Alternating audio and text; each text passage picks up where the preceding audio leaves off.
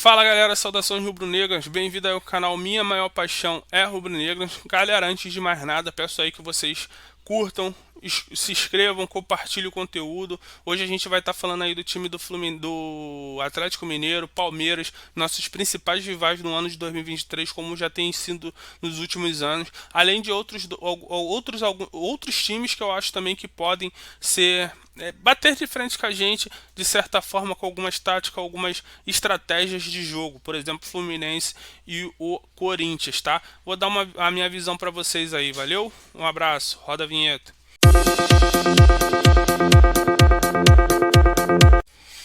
Galera, vou começar citando aí as principais contratações, tá, dos nossos rivais no ano de 2023. Tá? No Galo, acho que de mais importante, claro, o técnico, assim como no Flamengo. O Galo sofreu depois que saiu o Cuca. O Flamengo tem trocado de técnico após técnico depois da saída do Jorge Jesus. Nenhum tem convencido o Flamengo que pode dar uma continuidade num trabalho muito bom. O Dorival foi o único que chegou perto disso, tá? Porém, eu acredito que é difícil dizer que a escolha do Flamengo em trocar o Dorival é certa ou errada, apesar de que eu acho que o final de temporada do Dorival foi muito aquém. Como eu já disse em outros vídeos, eu jamais vou aceitar o Flamengo perder ou empatar com o Juventude, Avaí, esses times de terceiro escalão do futebol brasileiro, porque o Flamengo hoje está muito acima disso. Então, mesmo que o time reserva, o Flamengo deveria ter apresentado futebol melhor e ter ganhado desses times, inclusive o Corinthians, tá? Naquele momento o Corinthians estava fragilizado, sem saber se o técnico ficava ou não. Então acredito que naquele momento o Flamengo poderia, sim, até por motivação, ter ganhado duas competições muito forte, duas competições muito grandes como a Libertadores e a Copa do Brasil. O Flamengo não pode largar assim e perder. Então naquele momento eu achei não só a derrota muito ruim, mas também achei que a justificativa do Dorival não cabe. Os jogadores estavam cansados. A maioria que jogaram esse jogo contra times fracos e contra o Corinthians não jogou a final da Libertadores nem jogou a Copa do Brasil, então na minha interpretação não cabe essa justificativa do Dorival. Em relação ao Atlético Mineiro, eu acho que é um time que vem forte para 2023, contratou bem, mas perdeu muitas peças e teve uma baixa de última hora, que foi o Zarate. O Zarate teve uma contusão séria, provavelmente deve ficar mais ou menos o mesmo tempo que o Bruno Henrique fora do Atlético Mineiro. E eu acho que foi uma baixa enorme, considerando que eles já perderam, por exemplo, no meio de campo o Nacho e tão próximo de perder o, o Jair, que eu acho um bom jogador, um bom volante, e que eu, se fosse o Galo, não negociaria. Não é um ano de baixa do jogador que a gente deveria vender, que eu acho que deveria vender. E outro, eu acho que seria uma boa peça para o Flamengo, tá? Eu gosto muito do futebol do Jair. Então, olhando assim para a contratação do Atlético Mineiro, trouxeram o Paulinho, bom jogador, não acho esse grande jogador que todo mundo pinta, é um bom jogador. Tem lá já o Pedrinho, que está machucado. Trouxe outros jogadores no ano passado, mas perdeu bastante jogadores e eu acho que no mercado, tirando o Pedrinho, eu não acho que o Atlético Mineiro foi muito bem, não. O Koundé fez o que a maioria dos treinadores já fazem, né? Que é tipo, eu dei certo com tais jogadores e eles renderam muito na minha mão. E o Koundé vai buscar, por exemplo, o Patrick e Edenilson, que jogaram muito com ele no Internacional, além do Bruno Fux, também tá a caminho, se eu não me engano, já até acertou com o Galo, tá com um empréstimo de um ano com o Galo. E o Koundé traz esse jogador de volta pro Galo e monta ali pelo menos uma base ali do que foi o Inter na mão do Koundé. É uma prática muito feita, tá? Pelos treinadores. O Jorge Jesus, por exemplo, levar o Arão, por exemplo, para o Fenerbahçe, demonstra isso. Não sei se é certo ou errado, mas é uma prática feita pelos treinadores. E considerando o meio de campo do Atlético campeão em 2020, em 2020, 2021 no caso, campeão da Copa do Brasil e do Brasileirão, eu acho que deu uma caída no nível do Atlético. Eu acho o Jair um ótimo jogador, apesar de o Edenilson ser um bom jogador. Não considero o Patrick esse atleta ótimo para o Atlético Mineiro, até porque o Patrick jogou até bem no São Paulo, mas no Atlético Mineiro não sei se vai ser tão útil assim não. Então, para mim, o meio de campo do Atlético se enfraqueceu muito, até considerando essa baixa do Zarate. Porém, eles ainda conseguiram manter um ataque bem forte. Cara, pra mim um ponto de interrogação total é o Igor Gomes indo pro Atlético Mineiro. O Igor Gomes era muito criticado pela torcida do São Paulo, apesar de São Paulo ser uma bagunça hoje. Mesmo você, quando você tem um time que é muito bagunçado e você tem atletas, bons atletas, bons jogadores que atuam naquele time e que você vê o mínimo de técnica, de altura para poder vestir aquela camisa, esse atleta, mesmo com toda a bagunça, todo momento que o time vai passar tal, e o São Paulo não era um time bagunçado, o Atlético, o Rogério Ceni conseguiu arrumar o São Paulo. Você vê o mínimo, pelo menos umas duas ou três partidas boas do jogador, desse atleta, se ele tiver um nível bom de jogo. E no Igor Gomes, cara, eu não conseguia ver isso. Eu nunca vi uma partida que tu fala assim, caraca, o melhor do time, quem foi? O Igor Gomes.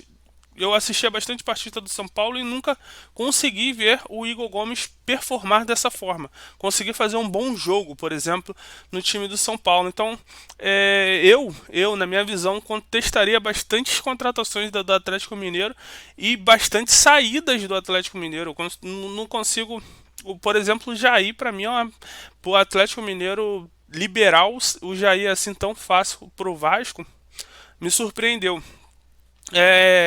Mantém a base do time do ano passado. Perdeu o Keno, perdeu o Guga, por exemplo. O Keno, pra mim, um bom jogador também, que foi pro Fluminense. Outro time que a gente vai falar um pouco mais pra frente aí, o nosso rival, que a gente vai falar um pouco mais pra frente, que não tá aí na thumb aí os principais jogadores do Fluminense, mas eu considero o Fluminense um time bem chato, não só pro Flamengo, tá? Mas pro Galo e pro Palmeiras também, nesse ano de 2023, tá?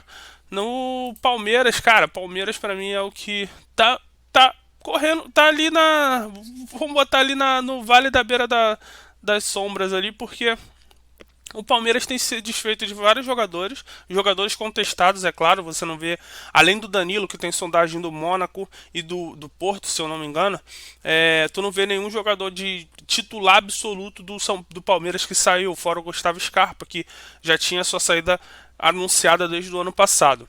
O Palmeiras tem sido fraco no mercado, por opção, tá? Não por falta de dinheiro, apesar dessa notícia da denúncia na FIFA, né? A cobrança na FIFA do Penharol relacionada ao Piquerez.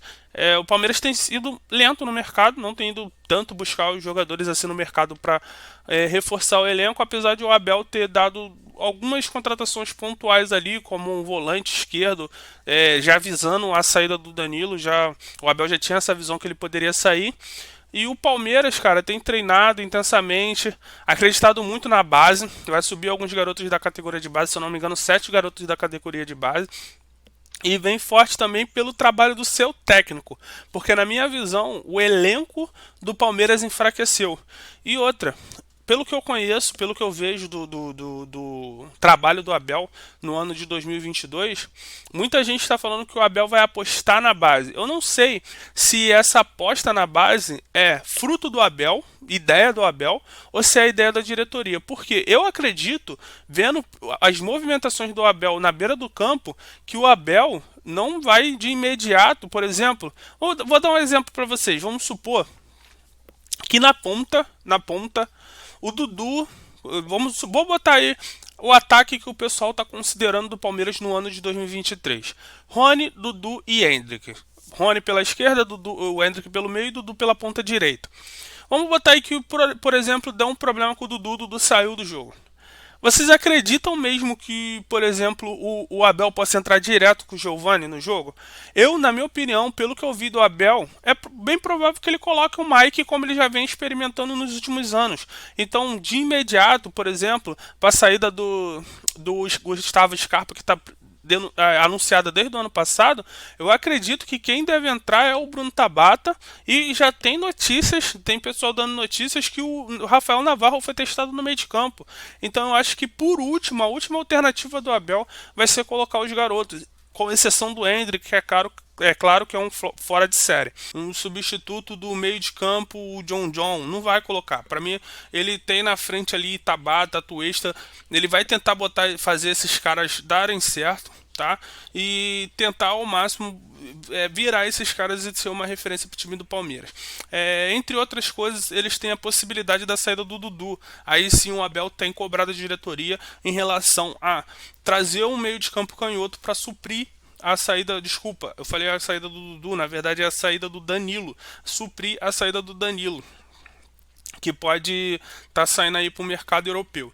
É um jogador, cara, que faz parte da espinha dorsal do Palmeiras hoje. É um jogador canhoto, bom de bola, novo e que já tem outros clubes europeus que estão atrás dele. Então, na minha visão, é o seguinte: aonde peca nessa movimentação do Palmeiras em relação ao mercado, na motivação dos atletas. Cara, por exemplo, vou dar um exemplo vindo pro Flamengo, como eu já tinha falado em um outro vídeo. O Felipe Luiz, no ano de 2022, no início, ele estava muito mal. Até no final de 2021 ele já vinha em queda, embaixo. E o que motivou ele a mudar? Além de ser um ótimo profissional, a gente sabe a história do Felipe Luiz, a inteligência que ele tem. O que motivou ele também foi a chegada do Ayrton Lucas. O Ayrton Lucas, ele mesmo já falou em entrevista, fatalmente vai chegar uma hora que o Ayrton Lucas vai tomar minha posição de titular. Só que vai demorar, ele falou, eu não vou entregar de mão beijada, ele vai ter que batalhar muito para poder tomar minha posição de titular. E é esse tipo de motivação que eu acho que esse movimento do Palmeiras pode não causar, entendeu? Deixar de causar esse tipo de movimentação de tipo assim, tem um cara aqui do lado que se eu der mole ele vai tomar minha posição. Então, assim, o Palmeiras não se movimentou no mercado até agora. Confia na movimentação que fez no meio do ano passado, com a chegada de Tabata, Atuesta, Jailson, Flaco Lopes, Merentiel. E na minha visão, dos três times, hoje o elenco, não estou dizendo o time principal do Palmeiras, que é um time forte, estou falando o elenco do Palmeiras se equivale, por exemplo, ao elenco do Fluminense. O Fluminense tem um time muito interessante e tem um elenco vasto, com a chegada de Guga, Keno, Jorge, entre outros jogadores. Lima, que veio do Ceará e é muito interessante. E o Fluminense é esse outro time que eu queria apontar para vocês como um time que vai ser chato pro Flamengo no ano de 2023, não só pro Flamengo, como pro Galo e pro Palmeiras também. O Fluminense, junto com o Corinthians, dependendo do que acertar o Lázaro, podem ser times que vêm ali por trás, ali na corrida por trás, e que se um dos três derem mole em qualquer competições, ou qualquer competição, eles podem assumir e ganhar essas taças. São times ali que não vão entregar fácil os jogos. São times fortes, são elencos fortes, principalmente do Fluminense. Eu achei a movimentação do Fluminense no mercado muito boa, com a chegada do Guga, Jorge, o lateral esquerda, que era um problema enorme para o Fluminense no ano de 2022. Vitor Mendes, o zagueiro, chegando também para compor, o goleiro que chegou também, o Vitor Lima, são jogadores muito fortes, principalmente a chegada do Keno com a saída do Matheus Martins, que era um ponto forte aí do Diniz, chegou a oscilar ali entre titularidade e reserva, e ainda pode vir a chegada do Vina para o meio de campo e alternar ali entre Vini e Ganso. E por que eu acho assim que esse time, aí tu pode falar, o Lima não é um grande jogador, o Jorge não é um grande jogador, o Guga já falhou. Só que o que me pauta falar sobre esses jogadores no Fluminense é o estilo de jogo do seu técnico. Todos esses jogadores por mim citado, Lima, Jorge, Guga, Keno, tem uma qualidade de passe muito boa e é o ponto forte do time do Fernando Diniz. Isso pode ser um diferencial para o Fluminense. O Fernando Diniz, por mais maluco que seja a saída dele, arriscada, o time perde a mão em alguns momentos, o Fernando Diniz tem evoluído nessa parte do jogo. Então, no ano passado, por exemplo, você via muitas vezes o time do Fernando Diniz jogar em linha baixas, coisa que você não via no São Paulo do Fernando Diniz. Conseguia abaixar as linhas, marcar um pouco mais baixo, não dar espaço para o adversário e depois conseguir tomar a bola e começar o seu jogo de passe, de bola rápido e pressão. Então, assim, na minha visão, o Fluminense é sim um time que pode surpreender no ano de 2023. Então, eu fico muito de olho no Fluminense justamente por isso e por ter sido uma pedra no sapato do Flamengo do ano passado. Então, assim, muito olho no Fluminense, de olho neles que eles podem sim ser mais uma vez pedra não só no nosso sapato, mas como do Atlético e do Palmeiras também. Galera, eu já tinha dito aí que ia trazer esse vídeo para vocês, tá?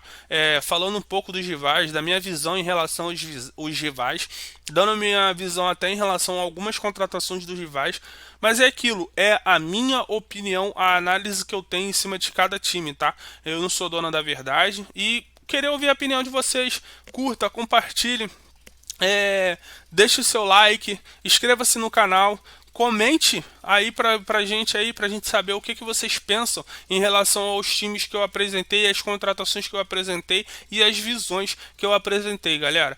De mais uma vez, dá o curtida aí, se inscreva no canal, ajude um amigo aí a crescer o canal, valeu? Um abraço.